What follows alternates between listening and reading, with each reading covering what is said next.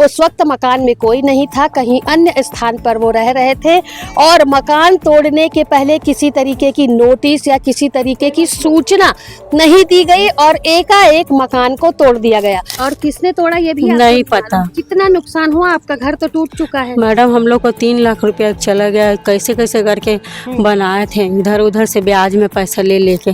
मेरा भी बहुत नुकसान हो कौन गया। कौन है आपके साथ में और घर में?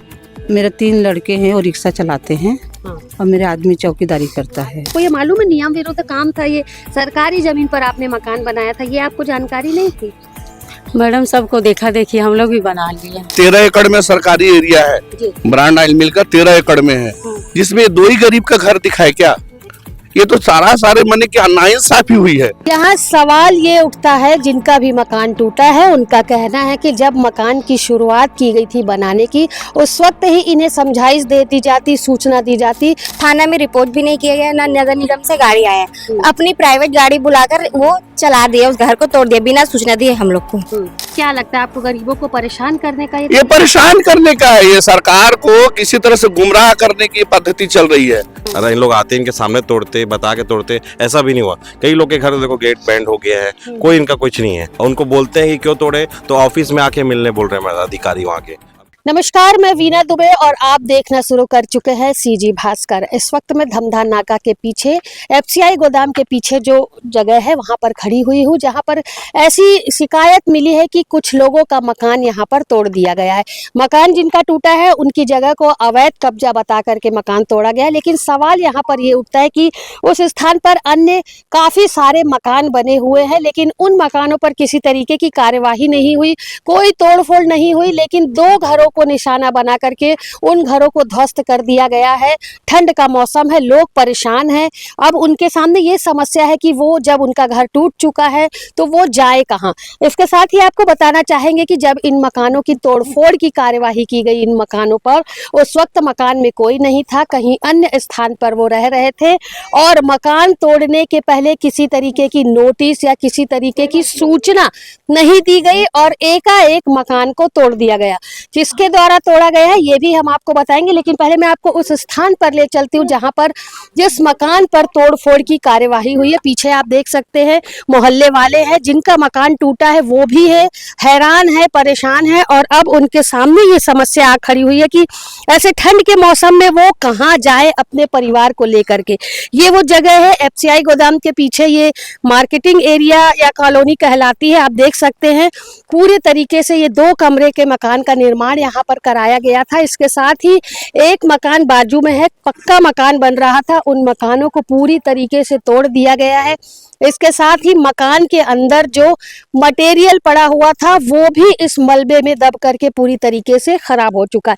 अधिकारी से हम मिलेंगे, बातचीत करेंगे, लेकिन उससे पहले मोहल्ले वाले जो मौजूद हैं उनसे बात करेंगे, जिनका ये मकान है, जिनके मकानों पर कार्यवाही की गई है, उन लोगों से भी बात करेंगे, पीड़ित लोगों से, कि कार्यवाही कब हुई, निर्माण कार्य कब शुरू हुआ था और अब जब कार्यवाही हो चुकी है तो वो क्या चाह रहे हैं। तो जुड़ते हैं यहाँ के जो लोग हैं, मकान का जो मालिक है, उनसे जुड़ते हैं और बातचीत करते हैं। जी, आपका नाम बताएंगे?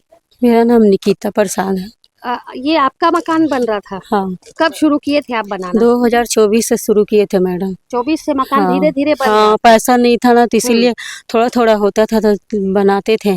कितने कमरे बन रहे थे? 2 कमरे बनाए थे। हाँ, सीट वाला था, मतलब ऊपर से सीट, दीवारें तो ये हाँ, कॉलम वाला बनाए थे। हाँ। किसके द्वारा तोड़ा गया मैडम? वही तो पता नहीं है ना मेरे को।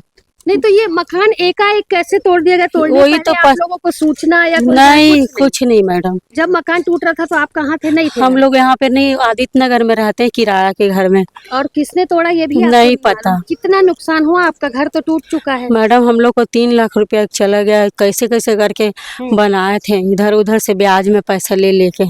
जमीन किसकी थी? वही तो, हाँ, सरकारी जमीन है सब। जैसे सब कोई बनाए हैं मैडम, हम लोग भी बनाए। अब पता थोड़ी ना था। कोई बनाए हैं, ठीक है, आज आपका टूटा है, हो सकता है आगे भी किसी जो भी हो वो टूटे, लेकिन आपको ये मालूम है नियम विरुद्ध काम था, ये सरकारी जमीन पर आपने मकान बनाया था, ये आपको जानकारी नहीं थी? मैडम सबको देखा देखी हम लोग भी बना लिए। आज सबका देखी देखी कि आपका कितने 3 लाख का नुकसान हुआ। अब क्या करेंगे अब आप? पता नहीं था ना मैडम कि ऐसे हो जाएगा। जानकारी के अभाव में ये काम आपका हुआ और सूचना नहीं दी गई आपको। अब क्या चाहते हैं? मैडम मेरे को कहीं अब उसका जो है जितना लगा है वो मिल जाए या कहीं पर मकान मिल जाए। ऐसा हाँ नुकसान तो आपका हाँ मैडम। नाम क्या बताइए आप? निकिता प्रसाद। निकिता प्रसाद हैं जिनके मकान पर तोड़फोड़ की कार्यवाही की गई। आप देख सकते हैं पूरा मलबा यहाँ पर बिखरा पड़ा हुआ है और पूरे तरीके से मकान को ध्वस्त कर दिया गया है। बातचीत के दौरान पता चला कि उन्हें जानकारी नहीं थी कि ये सरकारी जमीन है। वैसे नियम विरुद्ध काम हुआ था, जो मकान बनाया गया था इनको जानकारी नहीं थी और इन्होंने सबकी देखा देखी में अपना काम भी शुरू किया और नतीजा ये हुआ कि आज 3 लाख रुपए का नुकसान उन्हें हो चुका है। अब उन्होंने मांग की है कि जो नुकसान उनका हुआ है उसकी भरपाई हो जाए। इसके साथ ही और भी जो एक महिला है जिनका वो दूर में मकान दिख रहा है उसे भी तोड़ दिया गया, उनसे भी बातचीत करते हैं, उनसे भी जुड़ते हैं। ये बताएंगे आपका क्या नाम है? शैलेंद्र कौर।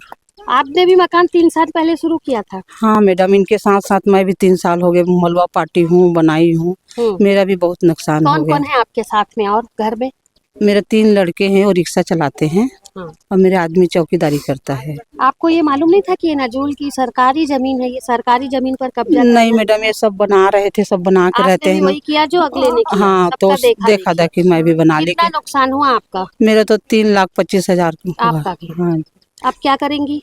अब मैं चाहती हूँ मेरे को छोटे मोटे मकान दे दो या तो भरता ही दे दो मेरे को। और नहीं दिए तो क्या करूँगी मैडम? नहीं दिए तो वही पूछ रही हूँ। तो मेरा तो इतना नुकसान हो गया, मैं बर्तन मांजने जाती हूँ मैडम। अच्छा, जब ये आप लोग शुरू किए थे तो किसी से भी जानकारी नहीं लिए थे? 3 साल से बना रही थी मैं मलबा, बहुत सारा मलबा पाटी हूँ मैं, पूरा गड्ढा था तो 3 साल से पाटी हूँ, बनाई हूँ, तब मेरे को कोई रोके नहीं। मेरे को कोई रोक देते तो स्टार्टिंग में रोक देते तो मैं रुक भी जाती। यहाँ सवाल ये उठता है, जिनका भी मकान टूटा है उनका कहना है कि जब मकान की शुरुआत की गई थी बनाने की, उस वक्त ही इन्हें समझाइश दे दी जाती, सूचना दी जाती तो शायद इनका निर्माण कार्य जो है वो थोड़े में ही रुक जाता और थोड़ा नुकसान होता।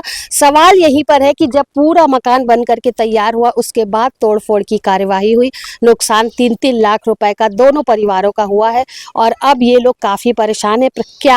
क्या निवेदन करना चाहते हैं, क्योंकि तोड़फोड़ तो हो चुकी है? मैं मैडम चाहती हूँ घर के बदला घर कोई दे दे या तो मेरे को भरता ही दे दे जितना मेरा खर्चा हुआ है। 3.5 लाख। हाँ जी।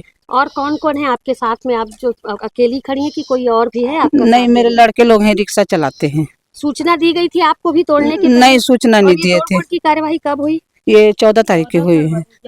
अच्छा, 14 यही 14 तारीख है। संक्रांत के दिन तोड़फोड़ की। आपने उस अधिकारी से बात किया जिसने ये काम तोड़फोड़ किया? नहीं नहीं, वो तो मेरे को एक दिन वहाँ पर मिला था, वो रास्ता में जा रही थी तो मेरे को बोला कि मैं आपको 15 दिन का टाइम दूंगा, तो आप सामान वामान ले जाना।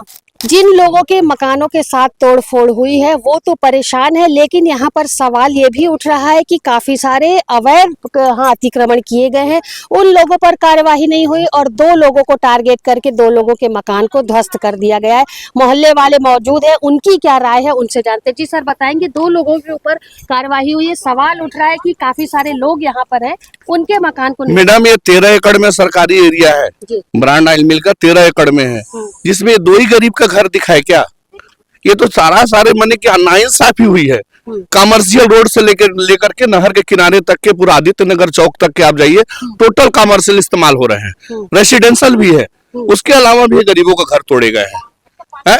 इनको कोई जगह दे करके इनको तोड़ना चाहिए, गवर्नमेंट के नियम के अनुसार तोड़ना चाहिए, तानाशाही के हिसाब से तोड़ा गया है। क्या लगता है 2 लोगों का मकान टूटा, बाकी लोग का नहीं टूटा? नहीं तोड़ेगा, वो क्यों तोड़ेगा? वो तानाशाह लोग है, ठेकेदार लोग है, संपन्न परिवार है, कमर्शियल काम हो रहा है। मेन रोड से धमधा रोड, मेन रोड के सामने से कलश के किनारे तक के टोटल कमर्शियल रोड, होटलें बसी है इसी जगह में। क्या लगता है आपको गरीबों को परेशान करने का ये परेशान करने का है, ये सरकार को किसी तरह से गुमराह करने की पद्धति चल रही है। अच्छा, ये जो तोड़फोड़ हुई है यहाँ पर क्या बनाने का उनका प्लानिंग है? कुछ नहीं बनाने का है, पड़त कर दी है, पूरा पड़त कर दी है, पूरा गार्ड, इसमें सिक्योरिटी गार्ड नहीं है। पूरा चोरी हो रहा है चारों तरफ से, पूरा माने लूट मार हो रहा है। यहाँ पर बस जाता तो हो सकता है ये जो घटनाएं होती है वो नहीं होती। तो यहाँ अगर खाली रहने से दारू पीते हैं लोग, आते हैं गाली गुप्तार करते हैं, यहाँ रहने वाले लोग के लिए, महिलाओं के लिए भी तकलीफ है। अब ये जी बोलिए, जी बताएंगे, आप बताएंगे।